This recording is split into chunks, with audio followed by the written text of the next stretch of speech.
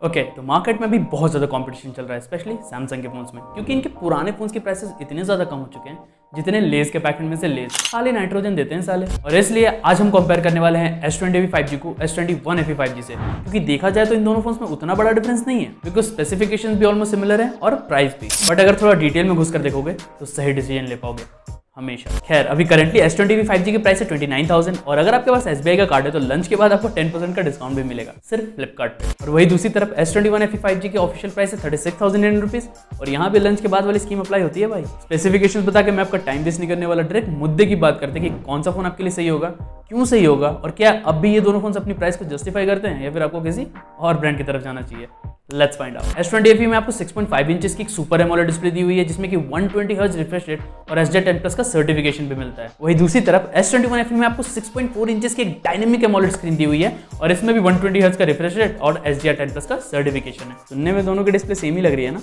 नहीं है, because S20 FE में जो डिस्प्ले यूज हुई है वो एक मिड रेंज सैमसंग की डिस्प्ले, बट भाई क्वालिटी सुपर है एकदम मेरे कंटेंट की तरह। लेकिन धूप में जाते ही इसकी डिस्प्ले फीकी पड़ जाती है, जहां पे S21 FE की डिस्प्ले अपना जादू दिखाना शुरू कर देती है, क्योंकि इसमें प्रॉपर फ्लैगशिप वाली डिस्प्ले दी हुई है। मतलब आउटडोर कंडीशन में S21 FE की ब्राइटनेस S20 FE के मुकाबले बेटर है। और सिर्फ ब्राइटनेस ही नहीं भाई, bezels, screen to body ratio, even display protection भी S21 FE का ही बेटर है। बट जैसे ही हम बात करते हैं परफॉर्मेंस के बारे में, S21 FE की सांसें फूलने लगती है, क्योंकि इस फोन में Exynos 2100 का प्रोसेसर दिया हुआ है जो कि 5 नैनोमीटर आर्किटेक्चर पे बेस्ड है और सभी गेम्स को उसकी हाई सेटिंग्स पे प्ले कर सकता है सिर्फ 30 मिनट्स तक। मतलब लंबी गेमिंग करनी है तो फिर आपको S20 FE 5G की तरफ गाड़ी घुमानी पड़ेगी, बिकॉज इस फोन में Snapdragon 865 का प्रोसेसर मिलता है जो कि 7 नैनोमीटर आर्किटेक्चर पे बेस्ड है और गेमिंग को स्मूथ बनाने के लिए इसमें Adreno 650 का GPU भी दिया हुआ है। और इतिहास गवाह है कि Exynos प्रोसेसर के साथ गेमिंग करना उतना ही मुश्किल है जितना हाथी को अंडरवेयर पहनाना, दोनों ही गर्म हो जाएंगे। क्योंकि अगर आप इन दोनों फोन्स में गेमिंग करोगे तो स्टार्टिंग में तो S21 FE बहुत अच्छा परफॉर्म करेगा, बट आधे घंटे के बाद इसको इतनी तेज बुखार चढ़ेगी कि पैरासीटामोल भी कुछ नहीं उखाड़ पाएगा। वही S20 FE 5G को भी बुखार आता है, बट 1-1.5 घंटे बाद। और मुझे नहीं लगता कि सैमसंग लेने वाले प्राणी गेम्स के उतने बड़े ज्ञानी होते हैं कि दिन भर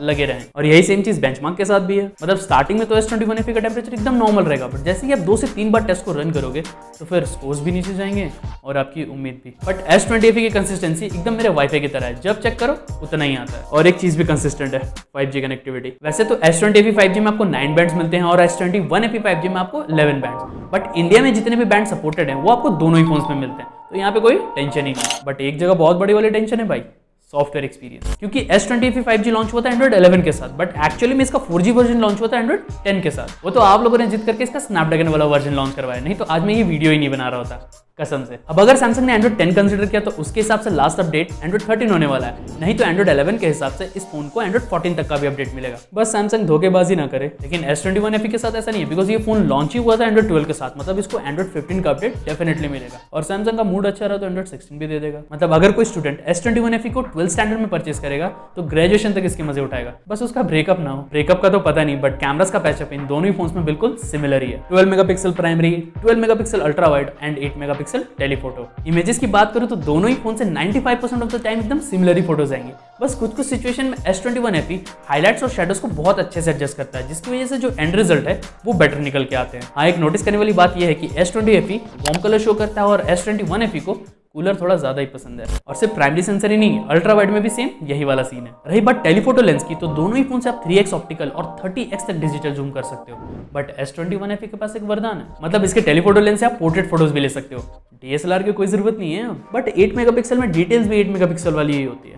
शायद DSLR की जरूरत है साले तू। खैर, वीडियोस में भी सेम वही कहानी है। मतलब दोनों की वीडियो में डिफरेंस ढूंढने के लिए आपको चश्मा लगाना पड़ेगा, और चश्मा लगाने के बाद ये पता चलता है कि S21 FE की वीडियो में कलर्स थोड़े से बूस्ट किए गए हैं, जो कि देखने में अच्छे ही लग रहे हैं। वही S20 FE आपको नेचुरल कलर शो करता है, जो कि वीडियो क्रिएटर्स को अच्छा लगेगा, क्योंकि सैचुरेशन तो आप बाद में भी ऐड कर सकते हो और फिल्टर भी। अब ओवरऑल देखा जाए तो कैमरा डिपार्टमेंट में दोनों ही फोन एकदम नेक टू नेक है। मतलब किसी भी फोन को परचेस करके आप रिग्रेट नहीं करोगे। बट अगर इन दोनों फोन में से बेस्ट कैमरा वाला स्मार्टफोन ढूंढ रहे हो तब तो ये खिताब S21 FE ही ले जाता है, बट एक खिताब S20 FE भी ले जाता है, बैटरी। अब आप लोग सोच रहे हो कि दोनों में डिफरेंस क्या है। 4500 mAh की बैटरी दोनों में ही मिलती है और चार्जिंग भी मैक्सिमम 25 वोट से कर सकते हो, बट चार्जर भी तो होना चाहिए। मतलब S20 FE 5G के बॉक्स में आपको चार्जर मिलेगा, बट S21 FE वालों को 1000 रुपये का चालान भरना पड़ेगा। और ये मत सोचना कि भाई मैं तो किसी भी टाइप से चार्जर से चार्ज कर लूंगा, बड़ा पछताओगे। तो 2 चीजें हमेशा याद रखना, चार्ज हमेशा ओरिजिनल चार्जर से करना है और सब्सक्राइब हमेशा ज्ञानी प्राणी को। अच्छा। खैर सब्सक्राइब करना तो आपके हाथों में, बट आपके लिए कौन सा फोन सही रहेगा ये सजेस्ट करना मेरे हाथों में। तो अगर आपको एक ब्रांडेड फ्लैगशिप फोन चाहिए जिसमें आप गेमिंग और वीडियो एडिटिंग भी करना चाहते हो, तो आपको अब भी S20 FE 5G की तरफ ही जाना चाहिए, बिकॉज स्नैपड्रैगन 865 एक ऐसा प्रोसेसर है जो कि ये सारी चीजें इजिली हैंडल कर लेगा। हाँ, S21 FE भी ये सारी चीजें कर सकता है, बट कुछ कुछ सिचुएशन में इसको बुखार आ जाएगा। और जब बात कंसिस्टेंसी की आती है तो भाई वहां पे स्नैपड्रैगन का कोई कंपैरिजन ही नहीं है, एक्सिनोस से तो कतई नहीं। फिर से रिपीट करूंगा, अगर आप हैवी यूज जैसे gaming, video recording, video editing या फिर इवन फोन को लंबे टाइम तक कंटिन्यूअसली यूज करना चाहते हो तो ही S20 FE 5G को लेना। Otherwise for normal users S21 FE better है। अगर अब भी समझ में नहीं आया तो वीडियो दोबारा देख लेना, नहीं तो इंस्टा, फेसबुक, ट्विटर कहीं पे भी डीएम करो, रिप्लाई जरूर करूंगा। और आप भी एक काम करना, लेफ्ट वाली वीडियो को जरूर देखना, आपके बहुत काम आएगी। नहीं तो राइट वाली वीडियो से आपको पता चलेगा कि मेरे साथ OnePlus की सर्विस सेंटर में क्या हुआ। और मैं मिलता हूं आपसे अगली वीडियो में, तब तक के लिए हस्ता ला वीस्ता।